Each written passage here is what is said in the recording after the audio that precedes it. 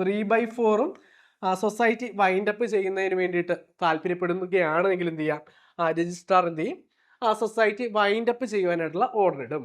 Section 71 subsection 3 പറയുന്നു, if a proposal for revitalisation of a society in respect of which an order under subsection 2 has been passed.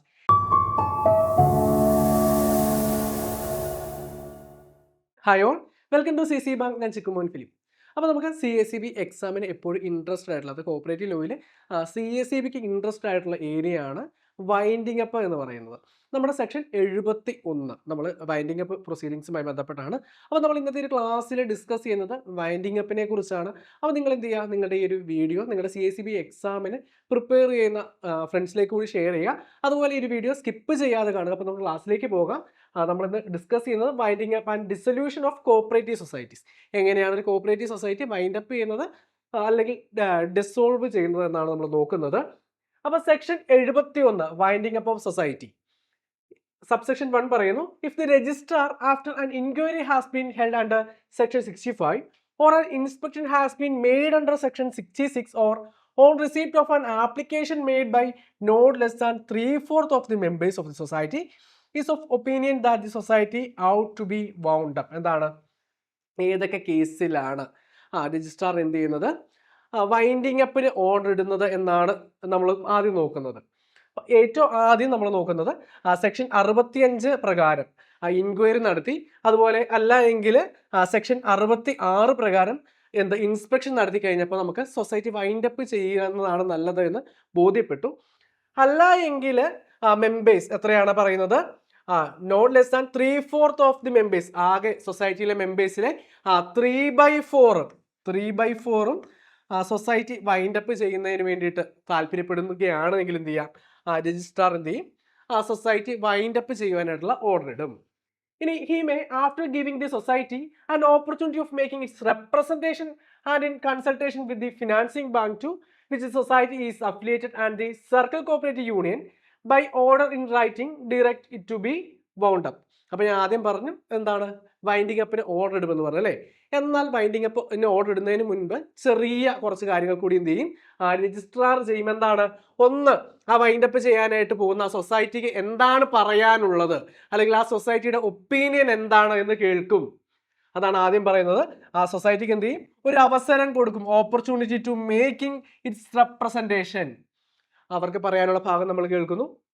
അതുപോലെ തന്നെ എന്ത് ചെയ്യും, നമ്മുടെ financing bank, ഏത് financing ബാങ്കിലാണോ നമ്മുടെ ഒരു സൊസൈറ്റി ഇപ്പോൾ വൈൻഡ് അപ്പ് ചെയ്യാൻ പോകുന്ന സൊസൈറ്റി അഫിലിയേറ്റ് ചെയ്തിരിക്കുന്നത്, ആ സൊസൈറ്റി നമ്മുടെ ഫിനാൻസിങ് ബാങ്കുമായിട്ട് എന്ത് ചെയ്യും, കൺസൾട്ട് ചെയ്യും. അതുപോലെ തന്നെ ആ ഒരു പ്രദേശം അല്ലെങ്കിൽ ഈ ഒരു സൊസൈറ്റി പ്രവർത്തിക്കുന്നത് ഏത് താലൂക്കിന്റെ കീഴിലാണ്, അവിടുത്തെ സർക്കിൾ കോപ്പറേറ്റീവ് യൂണിയനെയും കൂടി കൺസൾട്ട് ചെയ്തിട്ടാണ് എന്ത് ചെയ്യുക, വൈൻഡിങ് അപ്പിന് ഓർഡർ ഇടുക.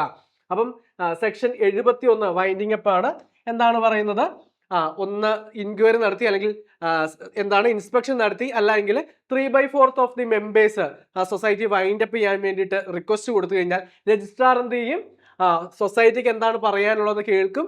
അതുപോലെ തന്നെ ഫിനാൻസിങ് ബാങ്കിനെയും സർക്കിൾ കോപ്പറേറ്റീവ് യൂണിയനെയും കൺസൾട്ട് ചെയ്തതിന് ശേഷം വൈൻഡ് അപ്പ് ചെയ്യുന്നതാണ് നല്ലത് എന്ന് തോന്നിക്കഴിഞ്ഞാൽ എന്ത് ചെയ്യും, സൊസൈറ്റി വൈൻഡ് അപ്പ് ചെയ്യുവാനായിട്ടുള്ള ഓർഡർ ഇറക്കും. ഇനി നമുക്ക് അതിന്റെ സബ്സെക്ഷൻ 2 നോക്കാം. The registrar may of his own motion by order in writing direct the winding up of a society. ഇനി നമ്മൾ സെക്ഷൻ 71 സബ്സെക്ഷൻ 2 പ്രകാരം രജിസ്ട്രാർ സ്വമേധയാ എന്ത് ചെയ്യുന്നു, വൈൻഡിങ് അപ്പിന് ഓർഡർ ഇടുന്നത് ഏതൊക്കെ കേസിലാണ് എന്നാണ് നോക്കാൻ പോകുന്നത്. ഒന്നാമത്തെ കേസ് എന്ന് പറയുന്നത് where it is a condition of the registration of the society that the society shall consist of at least 25 members and the number of members has been reduced to less than 25. എന്താണ് പറയുന്നത്, നമുക്കറിയാം ഒരു cooperative society register ചെയ്യണമെങ്കിൽ എത്ര പേര് വേണം, minimum 25 members from different family. അപ്പം ഈ ഒരു 25 നിന്നും അംഗങ്ങളുടെ എണ്ണം കുറയുകയാണ് എങ്കിൽ രജിസ്ട്രാർക്ക് എന്ത് ചെയ്യാം, സൊസൈറ്റി വൈൻഡ് അപ്പ് ചെയ്യാനായിട്ടുള്ള ഓർഡർ ഇറക്കാം. അല്ല എങ്കിൽ where the society has not commenced working within a 6 months of its registration unless extension of the time is granted by the registrar or has ceased to work. എന്താണ് പറയുന്നത്, B പറയുന്നു, ഇപ്പം നമുക്കറിയാം ഒരു സൊസൈറ്റി രജിസ്റ്റർ ചെയ്ത് കഴിഞ്ഞാൽ എത്ര നാൾക്കകം അത് പ്രവർത്തനം ആരംഭിക്കണം. നമ്മൾ ആദ്യമേ പഠിച്ചിട്ടുണ്ട്. ഒരു സൊസൈറ്റി രജിസ്റ്റർ ചെയ്ത് കഴിഞ്ഞാൽ 3 മാസത്തിനകം എന്ത് ചെയ്യണം? ഫസ്റ്റ് ജനറൽ ബോഡി മീറ്റിംഗ് കൂടണം. ഇനി 6 മാസത്തിനകം എന്ത് ചെയ്യണം? അത് പ്രവർത്തനം ആരംഭിക്കണം. ഇങ്ങനെ 6 മാസമായിട്ടും അത് പ്രവർത്തിച്ചിട്ടില്ല, ഫർദർ ആയിട്ട് രജിസ്ട്രാർ കൂടുതൽ സമയമൊന്നും ഗ്രാന്റ് ചെയ്തിട്ടില്ല, എന്നിട്ടും എന്ത് ചെയ്തിട്ടില്ല, അത് 6 മാസത്തിനുള്ളിൽ പ്രവർത്തനം ആരംഭിച്ചിട്ടില്ല, ഈ ഒരു കേസിൽ എന്ത് ചെയ്യാം? രജിസ്ട്രാർക്ക് ആ സൊസൈറ്റി വൈൻഡ് അപ്പ് ചെയ്യാൻ വേണ്ടിയിട്ടുള്ള ഓർഡർ ഇറക്കാം. ഇനി മൂന്നാമത്തെ കണ്ടീഷൻ സി നോക്കാം. Where the number of actual workers falls below the prescribed limit. നമുക്ക് കഴിഞ്ഞ എക്സാമിലൊക്കെ ഏതൊക്കെ കേസിലാണ് രജിസ്ട്രാർ സ്വമേധയാ വൈൻഡിങ് ഓർഡർ ഇറക്കാത്തത് എന്നൊരു ചോദ്യം വരാറുണ്ട്. അപ്പോൾ നമുക്ക് ഒരു കൺഫ്യൂഷൻ വരുന്ന ഒരു ഓപ്ഷൻ ഏതായിരിക്കും? സ്വാഭാവികമായിട്ടും വർക്കേഴ്സിന്റെ എണ്ണം കുറഞ്ഞാൽ സൊസൈറ്റി വൈൻഡ് അപ്പ് ചെയ്യാൻ പറ്റുമോ എന്ന് നമ്മളിങ്ങനെ ആലോചിക്കും അല്ലേ? എന്നാൽ എന്താണ്, വർക്കേഴ്സിന്റെ എണ്ണം കുറഞ്ഞാലും പറ്റും. അതെങ്ങനെയാണെന്ന് നോക്കാം. Where the number of actual workers falls below the prescribed limit in the case of a society formed exclusively for the benefit of the persons engaged in a particular industry or occupation. എന്താണ് പറയുന്നത്? ഒരു പ്രത്യേകമായിട്ടുള്ള industry അല്ലെങ്കിൽ ഒരു പ്രത്യേക തൊഴിലിന് വേണ്ടിയിട്ട്, അവരുടെ ബെനിഫിറ്റിന് വേണ്ടിയിട്ട് മാത്രമായിട്ട് തുടങ്ങുന്ന ഒരു സൊസൈറ്റി ആണെങ്കിൽ അതിൻ്റെ ആക്ച്വൽ വർക്കേഴ്സിൻ്റെ എണ്ണം പ്രിസ്ക്രൈബ് ചെയ്ത ലിമിറ്റിനേക്കാൾ താഴെ പോവുകയാണെങ്കിൽ രജിസ്ട്രാറിന് എന്ത് ചെയ്യാം? വൈൻഡിങ് അപ്പ് ഓർഡർ ഇറക്കാനായിട്ട് പറ്റും. അപ്പോൾ നമ്മുടെ CACB എക്സാമിന് ലോയുടെ ഭാഗത്തു നിന്നൊക്കെ എപ്പോഴും റിപ്പീറ്റഡ് ആയിട്ട് ചോദ്യങ്ങൾ വരുന്ന ഏരിയകളുണ്ട്. ആ ഒരു ഏരിയകൾ നമ്മൾ കൃത്യമായിട്ട് ഐഡൻറ്റിഫൈ ചെയ്ത് പഠിക്കുകയാണെങ്കിൽ നമുക്ക് അറിയാം, ലോ എന്ന് പറയുന്നത് കുറച്ച് വൈഡായ ഏരിയയാണ്. നമുക്ക് 110 സെക്ഷനുകളും 201 റൂളും, 110 സെക്ഷനും 201 റൂളുകളുമാണ് നമുക്കൊരു 15 മാർക്കിന് വേണ്ടി പഠിക്കേണ്ടത്. അപ്പോൾ നമ്മൾ വേണ്ടത് സ്മാർട്ട് വർക്കാണ്. എന്താണ്? CACBയുടെ എക്സാം ട്രെൻഡ് പരിശോധിക്കുക. ഏതൊക്കെ ഏരിയയിൽ നിന്നാണ് അല്ലെങ്കിൽ ഏതൊക്കെ റൂള്, ഏതൊക്കെ സെക്ഷനുകളാണ് എക്സാമിന് റിപ്പീറ്റഡ് ആയിട്ട് വരുന്നത് എന്ന് നോക്കി ആ ഒരു ഭാഗത്തിന് മാത്രം, കാരണം നമ്മുടെ കയ്യിലുള്ള ലിമിറ്റഡ് ടൈം ആണ്, ആ ഒരു ഭാഗം മാത്രം നമ്മൾ എന്ത് ചെയ്യുക? കൂടുതൽ ഇമ്പോർട്ടൻസ് കൊടുത്ത് നിങ്ങൾ പഠിക്കുക. അപ്പോൾ ഇങ്ങനെ എക്സാമിന് തയ്യാറാകാനായിട്ട് താല്പര്യപ്പെടുന്ന ആളുകൾക്ക് വേണ്ടിയിട്ട് നമ്മുടെ ഒരു 3 മന്ത് ബാച്ച് നമ്മൾ സ്റ്റാർട്ട് ചെയ്യുകയാണ്. അതായത് നമ്മുടെ എക്സാമിന് ഫോക്കസ് ഏരിയ കൂടുതലായിട്ട് ഡിസ്കസ് ചെയ്തുകൊണ്ടും അതുപോലെ ലൈവ് ക്ലാസ്സും റെക്കോർഡ് ക്ലാസ്സും PDF നോട്ടും ഉണ്ടാക്കി, അതായത് കട്ട് ഓഫിന് തൊട്ടടുത്തെത്തിയിട്ടും കട്ട് ഓഫ് മറികടക്കാൻ പറ്റാത്ത ആളുകളെ മാത്രം ഫോക്കസ് ചെയ്തുകൊണ്ടാണ് നമ്മുടെ ഒരു എക്സാം ഫോക്കസ് ചെയ്തുകൊണ്ടുള്ള നമ്മുടെ 3 മന്ത് ബാച്ച് വരുന്നത്. അപ്പോൾ ഒരു ബാച്ചിനെ കുറിച്ച് അറിയാമെങ്കിൽ നിങ്ങൾ എന്ത് ചെയ്താൽ മതി? 8921440580 എന്ന നമ്പറിൽ കോൺടാക്ട് ചെയ്താൽ മതി. അത് കൂടാതെ ഇനി ബേസ് മുതൽ പഠിച്ചു പോകുവാനായിട്ട് ആഗ്രഹിക്കുന്ന ആളുകളാണെങ്കിൽ നിങ്ങൾക്കും നമ്മുടെ ഒരു സ്പെഷ്യൽ ഗിഫ്റ്റ് ഉണ്ട്. നമ്മുടെ ബിഗിനേഴ്സ് ബാച്ച് 6 മന്തിൻ്റെ ബാച്ചാണ്. 6 മാസം കൊണ്ട് നമ്മൾ ബേസ് മുതൽ അഡ്വാൻസ്ഡ് ആയിട്ടുള്ള കാര്യങ്ങൾ വരെ ഡിസ്കസ് ചെയ്യുന്ന ഒരു ബാച്ചായിരിക്കും. അപ്പോൾ ഈ 2 ബാച്ചുകളെ കുറിച്ചും കൂടുതൽ ഡീറ്റെയിൽസ് അറിയാൻ എന്ത് ചെയ്താൽ മതി? നമ്മുടെ ബോർഡ് നമ്പർ നിങ്ങൾക്ക് കോൺടാക്ട് ചെയ്യാം. നമ്പർ ഒരിക്കൽ കൂടി പറയാം, 8921440580. ആ നമ്പറിൽ കോൺടാക്ട് ചെയ്താൽ മതി. അപ്പോൾ നമുക്ക് ക്ലാസ്സിലേക്ക് പോകാം. ഇനി സബ്സെക്ഷൻ 3, സെക്ഷൻ 71ന്റെ സബ്സെക്ഷൻ 3 പറയുന്നു, if a proposal for revitalisation of a society in respect of which an order under subsection 2 has been passed is received by the registrar within a period of 1 year from the date of such order, the registrar may cancel the same and allow the society to continue to exist. എന്താണ് പറയുന്നത്? Subsection 2 71 subsection 2 എന്താണ് പറയുന്നത്? Winding up ഓർഡറിനെ കുറിച്ചാണ് പറയുന്നത് അല്ലേ? അതായത് ഒരു registrar winding up order ഇറക്കിയിരിക്കുന്ന ഒരു സൊസൈറ്റി എന്ത് ചെയ്തിരുന്നു? ആ ഒരു റീവൈറ്റലൈസേഷന് വേണ്ടിയിട്ട് എന്ത് ചെയ്യുന്നു? ഒരു പ്രൊപ്പോസൽ രജിസ്ട്രാർക്ക് സമർപ്പിക്കുകയാണ്. അതായത് എന്താണ്, അത് നന്നായിട്ട് പ്രവർത്തിക്കാൻ വേണ്ടിയിട്ട് വീണ്ടും ഒന്നുകൂടി ഒരു ചാൻസ് കൂടി കിട്ടുന്നതിന് വേണ്ടിയിട്ട് എന്ത് ചെയ്യുന്നു? ഒരു പ്രൊപ്പോസൽ സമർപ്പിക്കുകയാണ്. അപ്പം അങ്ങനെയെങ്കിൽ ഈ ഒരു രജിസ്ട്രാർ വൈൻഡിങ് അപ്പ് ഓർഡർ ഇറക്കിയിട്ട് within A period of 1 year, 1 വർഷത്തിനുള്ളിലാണ് എങ്കിൽ ഈ ഒരു പ്രൊപ്പോസൽ കിട്ടുന്നതെങ്കിൽ രജിസ്ട്രാർ എന്ത് ചെയ്യും?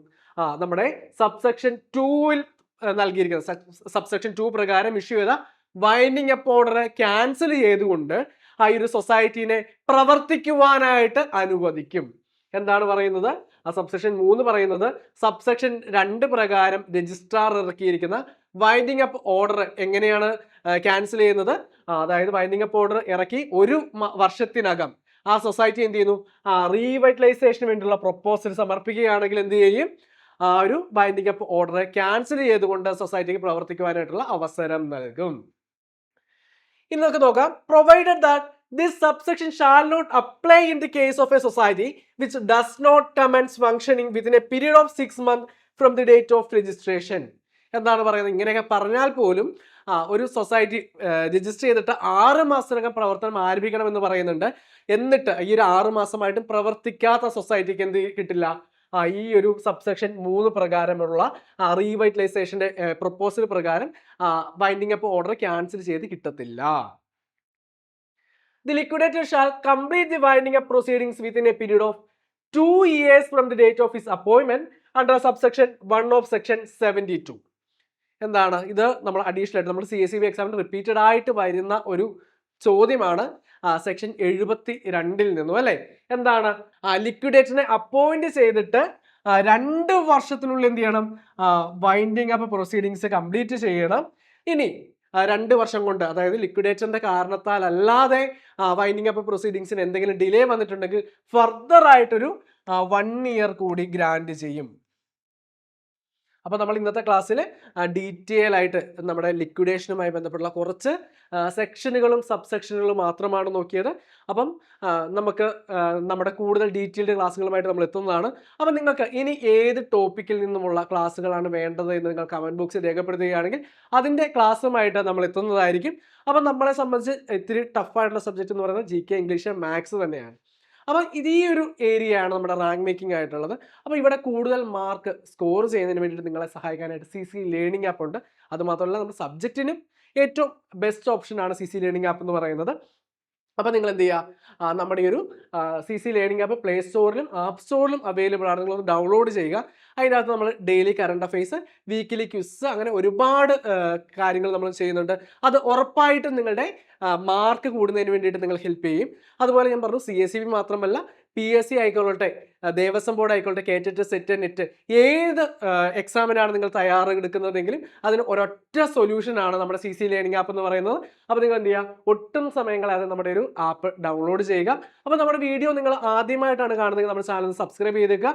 അതുപോലെ ആ ബെല്ലൈക്കൺ കൂടി ഒന്ന് എനേബിൾ ചെയ്തേക്കുക. നമ്മുടെ ഫ്രീ സ്റ്റഡി ഗ്രൂപ്പിന്റെ ലിങ്ക് നമ്മുടെ കമന്റ് ബോക്സിൽ കൊടുത്തിരിക്കുക. നിങ്ങൾ ആ ഒരു ഗ്രൂപ്പിൽ കൂടി ജോയിൻ ചെയ്യുക. അപ്പോൾ നമുക്ക് മറ്റൊരു വീഡിയോയുമായിട്ട് വീണ്ടും കാണാം. താങ്ക്